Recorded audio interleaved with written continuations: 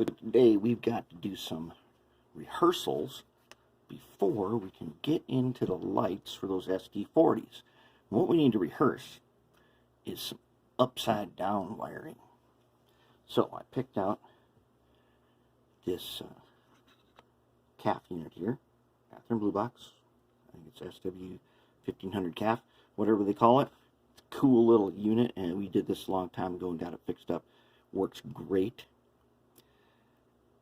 And since we can do consisting on the fly, I'm going to have this in the yard so that anybody who needs it can go on, hook onto it, and use it when they need a little extra power. So, we're going to put a decoder in it. We're going to put this Digitrax, it's like a Z scale. What is this thing called anyways? It is called Fitzmany DZ123. Okay. So what we're going to do, I built a platform to work on. Since we love these platforms we're working on, I made another one.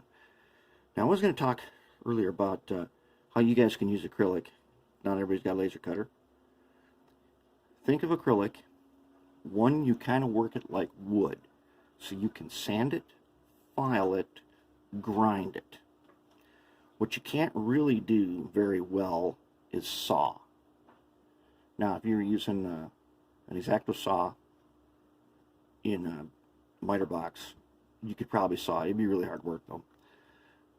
And it's hard to saw, like, I can't use this on a bandsaw. It just won't work. I'd have to put on the finest tooth blade, and even then, as the acrylic gets thinner, it tends to snap.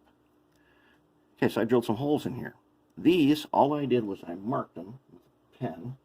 Then I used a pin vise with a little drill bit, and I started a hole. Then I went over to the drill press and I just drilled through. So if you were doing this yourself,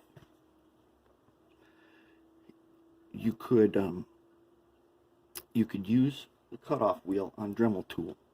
Get your piece down by scoring and snapping, get it down to close, and you could use a Dremel tool to cut it out.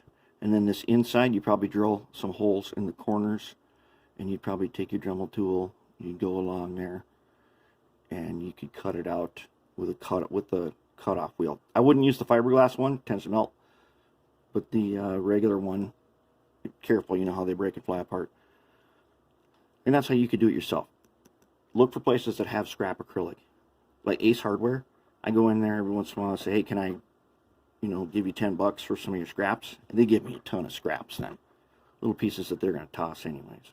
Okay, then I made a little PC board for this. So I needed 2 pads for motor power. And then I needed 3 for the 2 lights I'm putting in. And we're going to be doing some upside down lights. That's what we're going to have to practice. So with these upside down lights, the middle one I'm going to make, according to the diagram, will be my common wire. And then one of them will be wired to the white and one to the yellow. Basically it's like front and rear. And I've got an LED which will go on the inside for the headlight.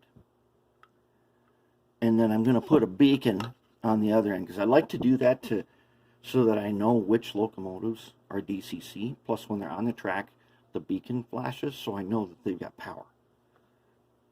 So I'm going to put a beacon back here. That way I can just at a glance know that this thing is operational. And I'm going to put connector on the front, connect to the front LED right there. So that when I pull this up, I can disconnect, and then I can take the shell off and get access to everything here. So I use some goop, put it on there in case I have to take it off again, which I already did once. That's why it's so messy looking. And then in the back, there will also be another 2-pin connector for the beacon. Pull it up, disconnect, good to go. That's how we like that. And then this decoder, I'm going to goop it right there. Run my wires right to here, here and here. Then for the back one, I'm going to run 2 wires around the side because I got more room to work on.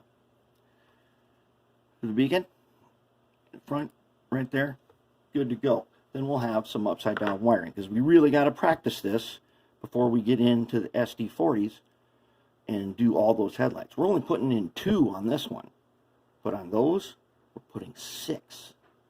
So that's a lot of disconnects, and that is a lot of PC board. So I've made this compound PC board just to test it out, see how hard it would be to make one. It wasn't that hard, a little tricky, but we got it done. Alright, so let's start getting some wires on here. Okay, there it is. This is our practice run on the upside down wiring. And it's pretty tricky. So what exactly did we do? Well, here's our decoder. On the platform, all the wires run to this little PC board. Now on one side of the PC board, I've got 2 pads. The other side I got 3.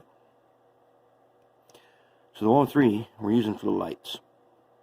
And I've got both lights connected to FX3 or F3, and they have disconnects on them.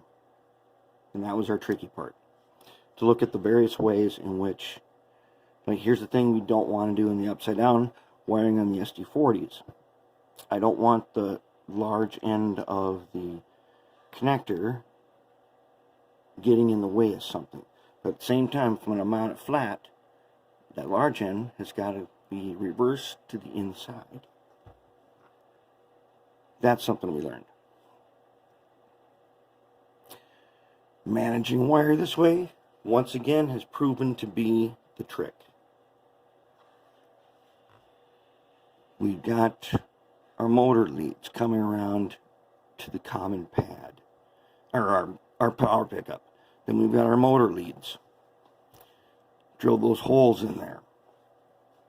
It's very nice, clean install. And the best part about it is that. Okay, that's it. When it comes out of the shell, it'll be like that.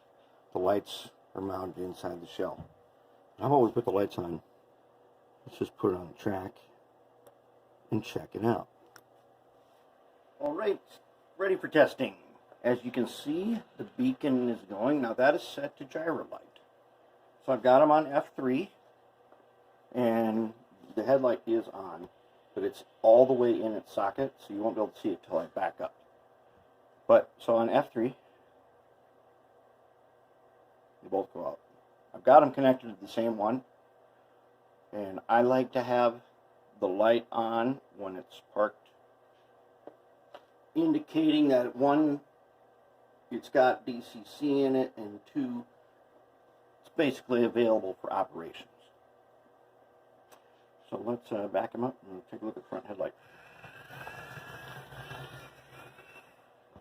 Okay, now let's zoom in a little bit here. See that gyro light?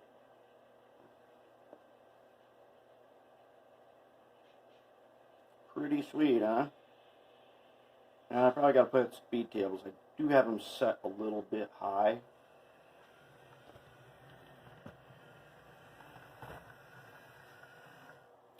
But it's supposed to be a helper, so if you need this calf in the yard, I'm going to have it set to faster than most other locomotives on low. That way it really will be helping.